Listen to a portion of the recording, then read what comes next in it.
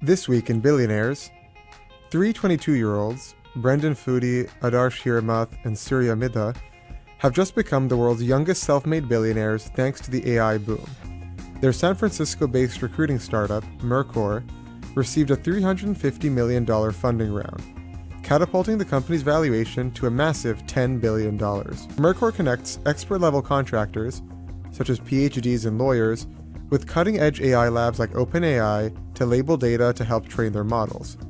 Mercor's founders are now the youngest ever self-made billionaires, moving ahead of tech icon Mark Zuckerberg, who was 23 when he first became a billionaire. Reddit co-founder and CEO Steve Huffman finally joined the billionaire ranks with an estimated $1.2 billion fortune after the company reported 5 consecutive profitable quarters driven by strong ad sales. Huffman is a notable latecomer to the social media billionaire club, having initially sold the entire company in 2006 for only $10 million.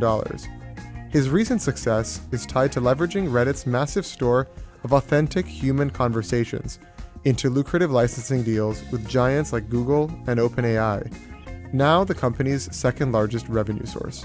Mark Zuckerberg's net worth fell by $42 billion over the past week, as Meta shares plummeted after it reported third-quarter earnings below economist projections. The firm's lower earnings were marked by a one-time tax charge of $15.9 billion due to President Donald Trump's One Big Beautiful Bill Act. Meta shares dropped by 17% between October 30 and November 4, pushing Zuckerberg down from the third richest person in the world to number 5 on Forbes' real-time billionaires list. Welcome to Beyond the Billions. I'm Giacomo Tognini at Forbes, and joining me today is Hank Tucker, a staff writer. Hank, so great to have you here. And I remember when 6 years ago we both joined as interns, and I was convinced that you actually were on staff because you're so tall. I don't know if viewers can see. And you've talked to so many fascinating people over the years, like Todd Bowley, Josh Harris. How did you come to cover private equity and get to the beat you're doing now? Yeah, great to be here with you. 6 years flies by. It's crazy. Yeah. I'm covering a lot of private equity, asset managers, hedge funds, all sorts of investing trends. So the private equity firms I cover now, it was kind of by accident. I didn't know much about it when I was in college, coming out of college, getting into Forbes. And just all the internships I applied to, I ended up on our money and investing team here, and started doing that for a couple of years. Did my tour of duty on the wealth team with you, doing a lot of the billionaire valuations for the dozens of private equity billionaires, hedge fund billionaires, and it's really, I think, a fascinating, growing, huge part of the economy now that there's so much to learn about, so much I've learned about. And so much more that I still don't know, but it's a really influential.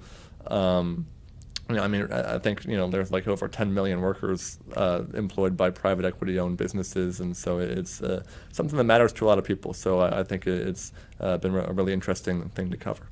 Yeah, and I guess briefly, what exactly is private equity and how does it work? And then maybe we can go into the details. Yeah, so a private equity firm is an investment firm that raises a pool of money from mostly institutional investors that we'll talk about, and it uses that cash to buy private businesses. Whether it's from a family-owned business that wants to sell, the family's retiring, or from another private equity firm, or carving out from a larger corporation. So it has a portfolio of businesses that then it owns for a few years, makes changes in to make more efficient, boost revenue, profits, and then after a few years, usually 5-ish, so that's been getting longer as things get harder to sell. The last couple of years, then it'll sell those businesses. It'll keep some of the profits as fees and distribute some of the profits back to its original investors, and ideally make a good rate of return that's as good or better than what you can get in the public stock market, which as we know, you invest in Apple stock, Google stock, and 50 years ago that was kind of the only way for a company to grow was to go public. Now, you can get bought by private equity, get, backed by venture capital. So there's a lot of different avenues now. But that's kind of the basics. Right, because they go out, they raise a fund from investors, and then depending on the life cycle of the fund, right? You said used to be 5 years, now it's a bit longer. Then they sort of move on and they sell the companies from that fund. They raise a new fund. It repeats over and over again. And the firms that have been around 20 or 30 years, they're raising their 7 or 8 or 12 flagship funds. A lot of times it overlaps too. Whether they own these companies in Fund 10 and then they're investing out of Fund 11 and get sort of the same investors in all their funds. That's kind of broadly how they make their money. And you're saying before how important a part of the economy it is now, right? With I think 10 million workers employed in private equity. From what I understand, it kind of started out in earnest in the 70s, right, with KKR, which is one of the giants. I guess if you can walk us through a little bit the history of those kind of origins to now where it's such an enormous part of the economy. Yeah, so KKR, one of the biggest firms still to this day, and one of the earliest private equity firms to be founded. They were founded in the mid 1970s by Henry Kravis, George Roberts, Jerry Colberg. Their initials made the name of the firm. Mm-hmm. And they started raising money from some different states' pension funds. I think Oregon was one of the early ones. A few other states that they pitched to invest in our fund. We're going to kind of have this new way to generate returns. You won't be as liquid, meaning you won't be able to sell it every day. But we're going to target returning this much money to you within 10 years. Or however long the investment term is, and so they started growing that way. Blackstone, Steve Schwarzman, the founder of Blackstone, started that in the mid 1980s, early 1980s, I think, and that's over $1 trillion firm now, and all these big major firms, KKR, Blackstone, Apollo, Carlyle, they've expanded beyond traditional private equity into credit, infrastructure, real estate. There's a bunch of different areas of that kind of all get lumped into private equity now, which, I think there's, depending on how you count, it's over $10 trillion in total assets managed. Total assets in kind of the private equity industry. There were a lot of, in the early days, a lot of pension funds, state pension funds, insurance businesses investing their assets into these firms to help them grow. College endowments, I think Yale was one of the early ones in the 80s to really start allocating a lot of its assets to private equity firms. And the last 4 or 5 decades, it's done really well. The returns have been, at least for the top firms, better than what you or me could get in the public stock market. Stocks have been great too, so they've made a lot of money for investors, but private equity's had a real almost half century of growth for good reason. It's been a bull market. The last few years have been a little slower, and we'll get into that.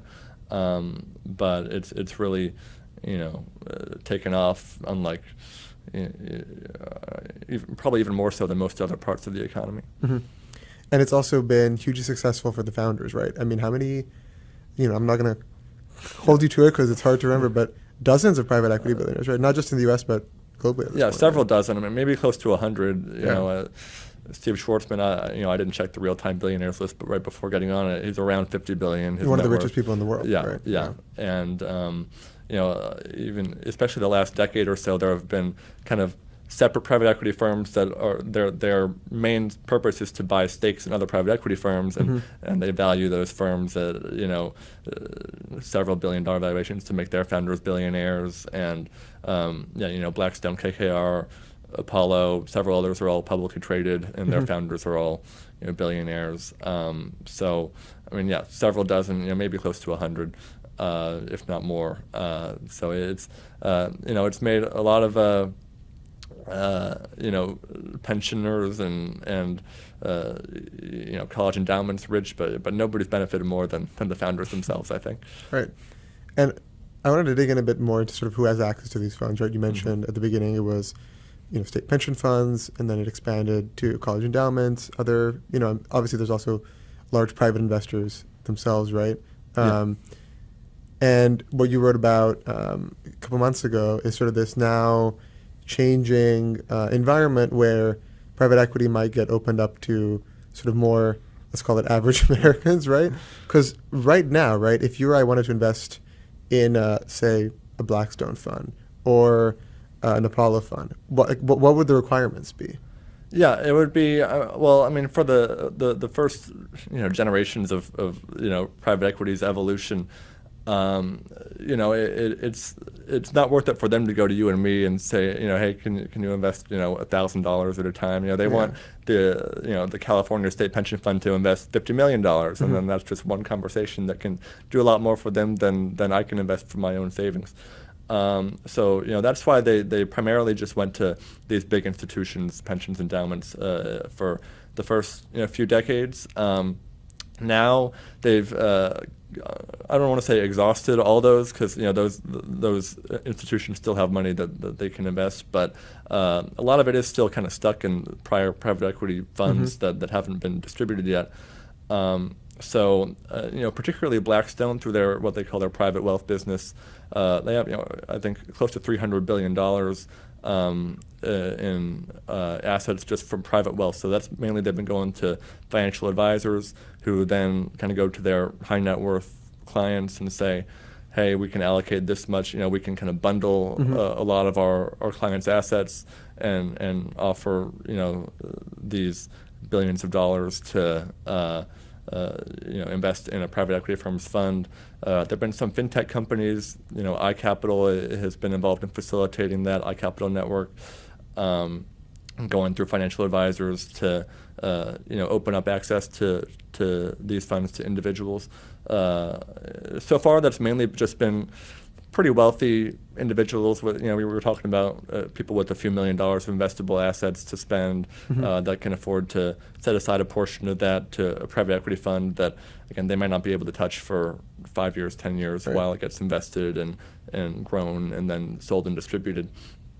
But more and more, I think a lot of these private equity firms think the holy grail is retirement assets, which we'll get into, which you and me have 401ks, and none of that is in private equity funds right now. Eventually, that might change. So yeah, I mean, there's all these major firms are kind of in a race to try to get access to as many of these target date funds, retirement funds, individual brokerage accounts as they can, because that's kind of the next big frontier they haven't reached yet. Right, because now you and I would, I guess, like you said, need a few $1 million of even more, probably of our net worth, to allocate like $1 million or $2 million to these funds, right? But you were writing in one of your stories that now there's this sort of $29 trillion pot of money, right?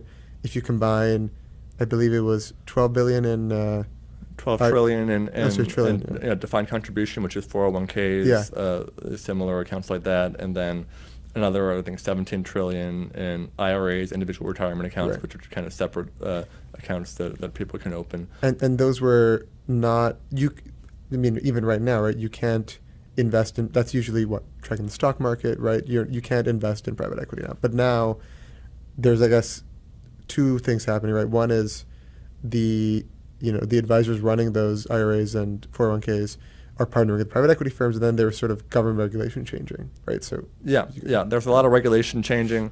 So you're right. Right now, you and me have a 401k through Fidelity, through Forbes. We invest. I hope you invest. I do. Every paycheck, a portion of that to save for retirement, and if you look at what that's actually invested in, you go into your actual 401k account. You get defaulted into, like, I'm defaulted into the 2060 target date retirement fund through Fidelity, and that's like 50% U.S. stocks, 40% international stocks, 10% bonds. They'll manage that allocation, but it's all stocks and bonds, public markets. So now, and that's because those are really cheap to invest in. You can, the index funds the fees can be close to zero for stocks and bonds, and that's because a lot of these 401k plan administrators have a fiduciary duty to their investors through regulations. ERISA is a law from like 1974 that when a lot of these accounts started kind of becoming more popular, that set a lot of standards for that. And part of this fiduciary duty is keeping costs low, fees low, and so individuals could, in theory, sue their private equity, their 401k administrator if the costs are too high for excessive fees. So this year, the Trump administration issued an executive order in August that really looked like it was going to change that, and instructed the Department of Labor to really revisit the guidance that had been in effect that Biden's administration had kind of reinforced. And that executive order really seemed like it was pressuring the labor secretary to make it harder for these lawsuits to get in the way of 401k, the people that manage those plans, to diversify into different asset classes like private equity and also like crypto and other assets as well. So we could start seeing a lot more of that. I don't think it's going to happen right away, and if it does, it'll start maybe the first couple of years with maybe as an option that you'd have to actively proactively go into your account and select this fund that's 10% private equity instead of the default target date that's all stocks and bonds. But a lot of the people in the industry, at Vanguard, which manages trillions in target date funds, at Fidelity, think that eventually, some of these default funds might allocate, a small portion. It'll never be the majority of the fund, but a portion of their assets to private equity funds. So it seems that the major legal change, I guess, has been this. There was sort of a legal risk, right, for these advisors to offer it, and now the Trump administration is trying to provide assurances, basically, that won't. Yeah, there's been a fear that if we offer, because private equity funds are, they're much higher fees. I don't think we've talked about yet, but if you invest in a private equity firm, you're paying 2% management fees for your assets typically, and then a performance fee of 20% of the profits on top of. Once you get past what's called a hurdle, which is usually around 8% or so. So you keep that first 8%, and then you pay 20% of the remaining profits. So those are pretty steep fees. That's why there have been 100 billionaires created from this industry. So the Trump administration, the Department of Labor, is expected to make it harder to sue your 401k administrator over that. Even if fees get a little higher than they are now, the idea is that you'll make more than that on the returns after fees to make it worth it. I guess it's interesting how some of the first investors, right, in private equity were public pension funds, right, which functionally is similar to 401k, right? It's you have someone who's relying on it for retirement. I guess, are you surprised that it's taken this long for this to occur? Yeah, I am, because in theory, this illiquid assets that are stuck for a certain period of time, for years, that should line up with 401ks, because we're not going to touch our 401k for 30 years, 40 years until we retire. So we don't need to trade every day in those accounts. So that's what everyone in this industry says, that just the burden of the regulation's been kind of holding them back.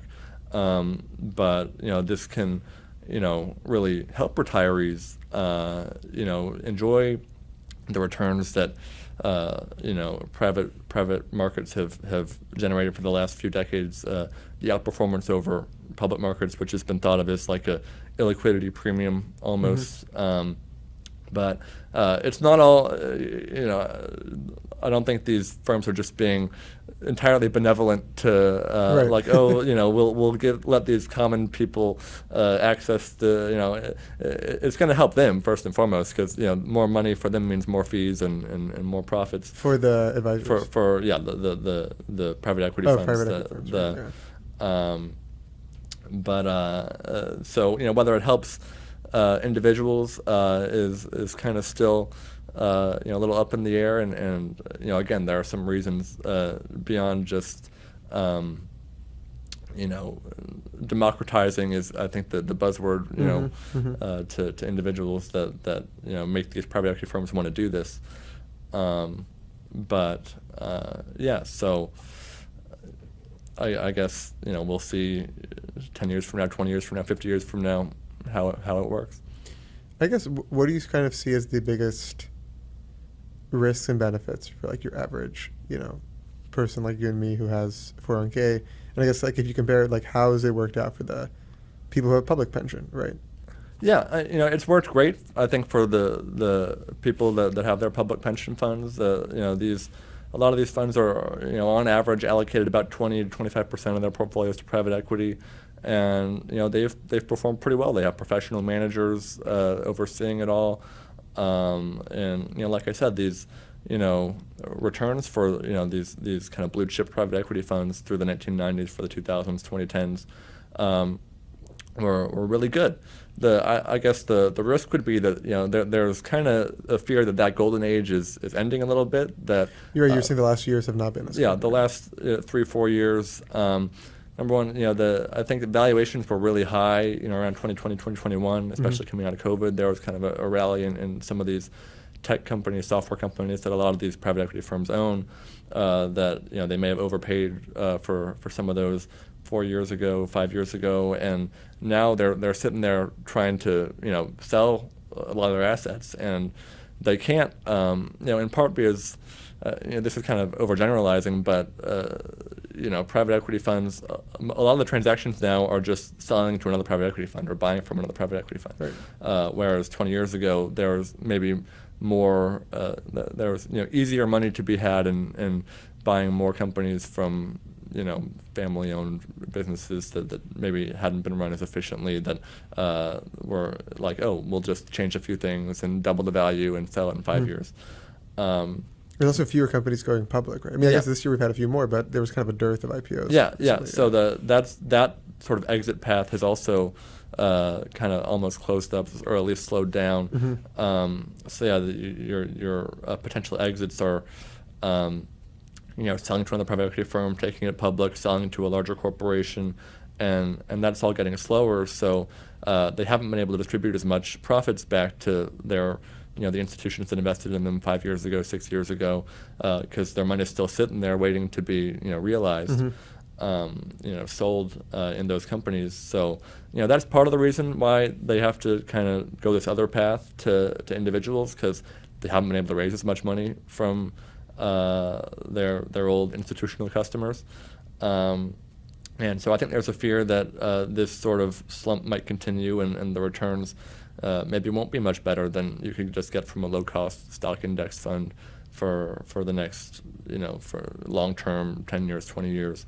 And that, individuals are just going to get caught with some of these overvalued private assets that, pensions and endowments benefited from selling into these funds that are more geared to retail. I guess that's the risk, that you're going to pay higher fees for no better returns. The benefit is that I think diversification is always a benefit in any sort of investment portfolio. That you want to have as many different kind of uncorrelated assets as possible, whether it's stocks, bonds, private equity, real estate, crypto. If you have a risk appetite for crypto, you can. I don't think any financial advisor would recommend a large percentage of that, but I think diversification is always a good thing, and if this gets into a target date retirement fund at a small allocation at first, or the worst case, it's not going to change much for your overall portfolio return. Because it'll be a small percentage. Right, you were saying, but again, it could kind of shield you from the volatility of the stock market, and help limit the risk a little bit. I guess the gist is, we don't know yet. There are arguments on both sides. A lot of people warning about the risks of doing this, or wondering why it's really needed. But it's not definitively a good or bad thing for individuals. Right. And you and our colleague Sergey Klebnikov, who co-wrote one of the stories with you, you mentioned obviously this big strategic alliance between Vanguard and Blackstone, right? Obviously two titans of their respective industries. I think you mentioned also Apollo.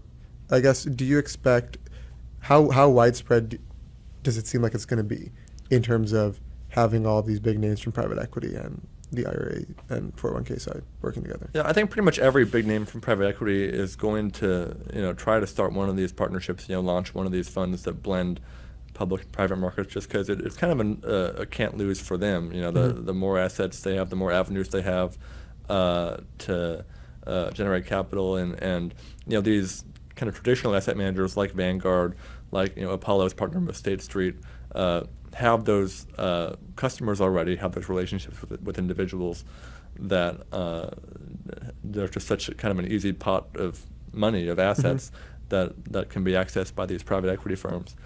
And so I think you're going to see a lot of those continue, a lot of those launch more funds and grow. The story we wrote, Sergey and I covered, Vanguard and Blackstone partnered with Wellington, another investment manager who kind of sub-advises a lot of Vanguard stock funds and bond funds that manages $1 trillion in assets. That's going to kind of oversee this fund that has, like a third assets in Vanguard. In Blackstone, private market funds, and then like a third in bond funds, a third in equity, in public stocks, and so there are a lot of these funds that are cropping up that have sort of intermittent liquidity that they're being offered through financial advisors primarily, that you can sell usually once a quarter, and which would be available for someone who has a Vanguard 401k or IRA. And so it'll start by just being a part of your portfolio, your savings in your brokerage account. You can select that fund probably, but again, eventually it could be something on the menu that you could select in your 401k.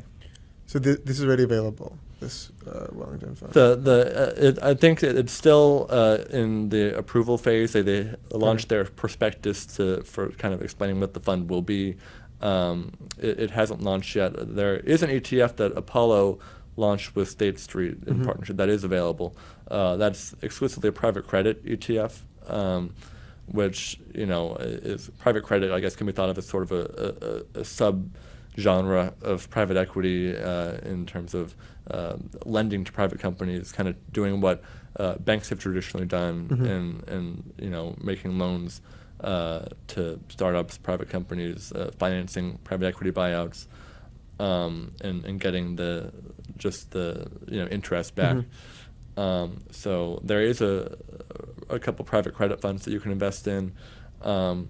Blackstone has some of its own funds, private credit funds. BREIT, if you've heard, is like a real estate fund that it offers to individuals that you can buy through a financial advisor, and get some liquidity quarterly if you want to sell. You can't sell every day, but you can sell once a quarter. And so there are a lot of these that have started to become available in the last few years, and I think it's just going to keep going. And I guess, would you want to be invested, to have your 401k invested in private equity? That's a good question. I think, yes, I wouldn't mind having a small portion of it in private equity. Again, you don't want to be concentrated in anything too heavily, and I wouldn't want 100% of my cash stuck with this firm if it if it has an asset it can't sell. But I think the upside in general for private markets, just because public stocks, they're kind of, it's a pain to go public and have to deal with the quarterly earnings reports and all the regulations that come with that. And that has helped, I think, private markets produce better returns for a while, and I think some of that trend will probably continue.